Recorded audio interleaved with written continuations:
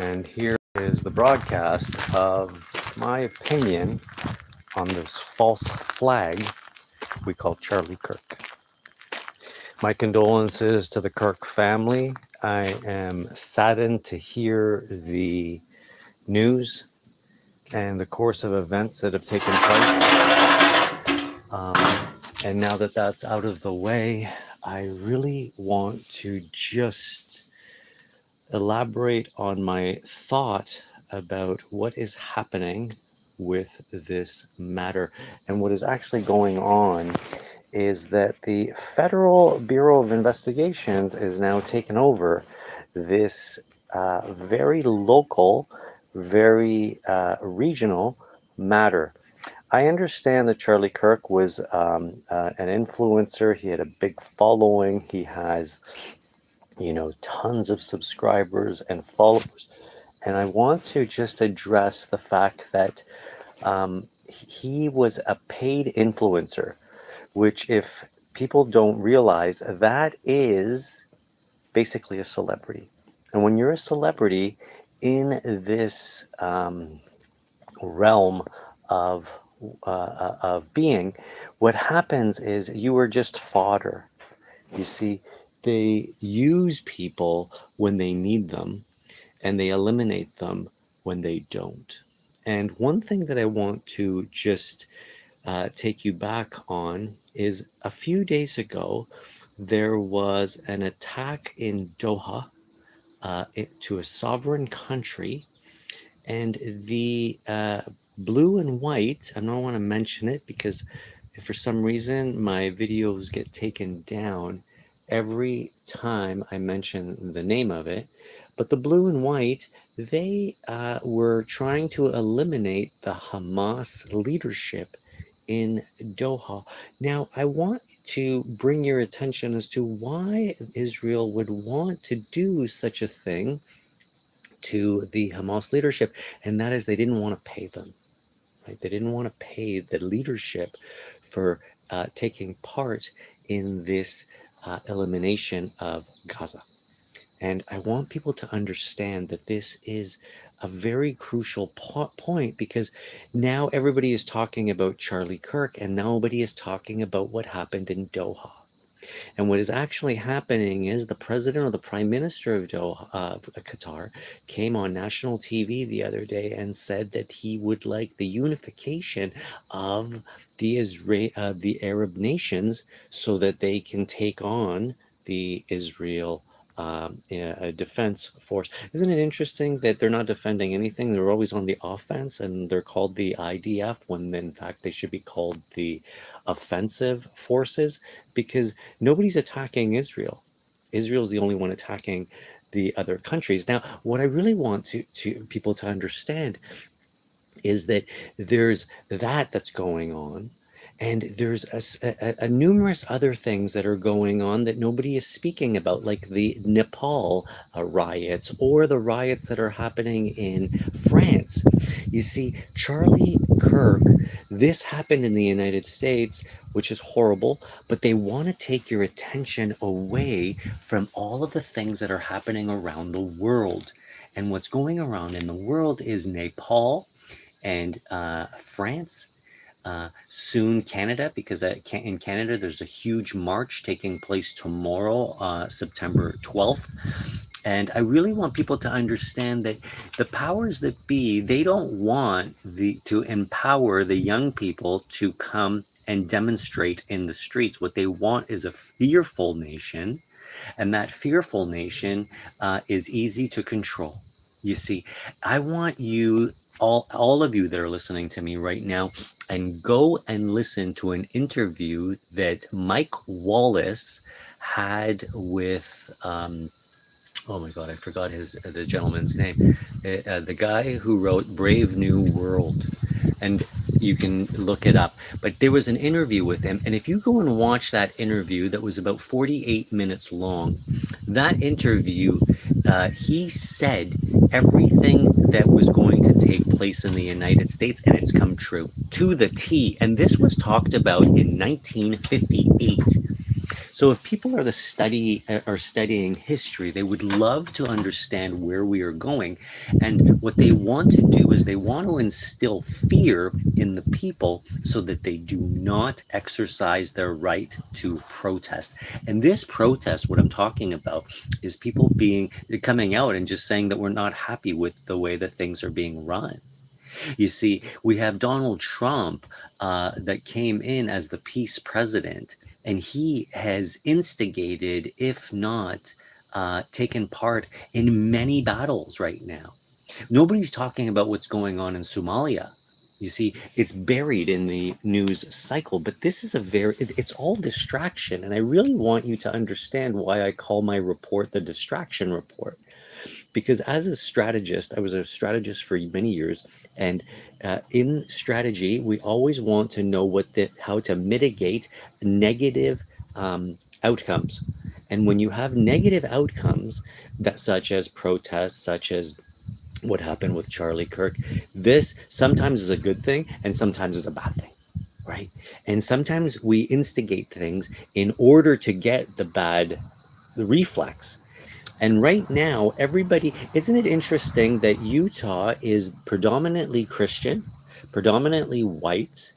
And as soon as Mr. Kirk was talking about gang violence, all of a sudden the shot rang out, and that's when he was eliminated.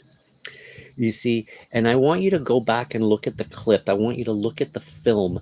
His bodyguards sent a signal. And I want you to go back and watch it because one guy tugged on his ear, one guy fixed his cap, and another guy rubbed his arm. These are clear indication of signals in the special forces, in the black ops.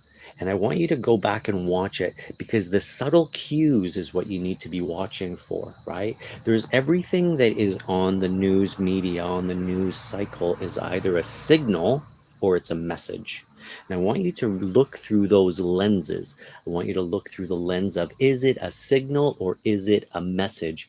And it is one of the two. Like I said before, as a strategist for 22 years, I sat behind closed doors and I listened with intent, with a very careful ear to the powers that be and how the world was conducting itself. And I want you to understand that this is not the end of it. What they're trying to do is they're trying to incite a civil war within the United States very, very soon as it comes. I want to talk about one other thing, and that is the girl that was murdered on the subway and that she was stabbed in the neck. Isn't it interesting that the girl that was also stabbed in the neck, Charlie Kirk, was hit in the neck? These 2 points are places in the body where if you suffer trauma in those 2 areas, very rarely do people recover from it. The major arteries, the nervous system, the glands, everything in that area is very sensitive, and you don't need to have a lot of trauma in order to get an outcome. But I'm digressing. The girl that was eliminated on the subway, that happened on August 22nd, but the news media didn't pick it up until September 7th. That gives it almost 2 weeks. Why was the news cycle trying to suppress that story before? And then all of a sudden now you have Elon Musk and you have a bunch of people that are donating so that we can have murals of this woman all plastered all across the United States. You see, what they're trying to do is they're trying to stoke the flames of civil war. And I want you to really understand that it's not done yet. And what's happening right now with Venezuela, let's just touch upon this before I close for the day. And that is, isn't it interesting that they're going to Venezuela and they're going on the eastern flank when most of the drugs and most of the narcotics is coming on the west coast, right? Through Ecuador, through Mexico. But the forces to be this ground force that we've put together with 2,000 Marines, which is not enough to have any kind of a land battle that's way too like the Venezuelans have 4.5 million people on standby, and we're going to show up with what 2,000 Marines. And let me tell you, the Marines that are today, no disrespect to them, but the Marines of today are not like the Marines of 20 years ago. The Marines of today are a bunch of pansies. They just are like cast that were ex-Marines all said that they are disgraced at wearing the uniform. Semper Fi used to mean something, but today it doesn't. But anyway, I'm getting digressing. I want you to understand that when they go through to Venezuela and they're saying that they're going after the drug cartel, what they're actually doing is leaving the door on the western flank wide open. So they're not trying to eliminate the drugs in the United States and Canada. What they're actually doing is opening up the corridor, right? They're saying, look over here while the drugs are coming in through the back door. I know this. Thank you. I know this because every time drugs comes into the country, a lot of it gets through, but only a couple of shipments get caught. And everybody celebrates these shipments that get caught. But in actual fact, for every one shipment that is intercepted, 10 to 20 to 30 of them actually make it. And so I want you to understand that the United States, North America, we have been conditioned to be distracted. We have been conditioned to be easily distracted. And the reason being is that we don't have any more meaning in our day-to-day lives. Very few people are actually happy with what how they spend their day, what they produce, how they perform. And a lot of people at this moment stopped caring. And anybody who's been in a bad relationship will tell you that the minute that they stopped caring is when the relationship was over. And so that's the same relationship that you have with your country. As soon as you stop caring, that's when you don't give a shit anymore. And the government, the powers that be, the elites, they know that we're at the precipice right now of not caring. And it's just a few more months before everybody gives up. Look what's happening in Utah. Do you think those kids that are at the Utah University, do you think they're going to go back to class on the same day? Do you think they're going to go back to class this week?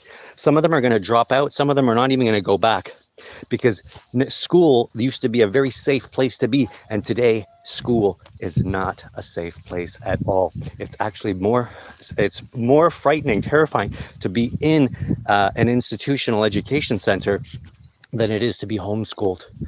And this, thank you for joining me on my program, The Distraction Report. If you like what I'm talking about, please subscribe and share my program with other people, because I am kind of tired of the fact that the news cycle, the news media, is trying to propagandize to us what we should believe. And isn't it interesting that not one celebrity has come out and talked about what has happened with Charlie Kirk? Not one. No Hollywood celebrities, no musicians, nobody. It's like it was meant to be. Thank you for joining me, and there you have it.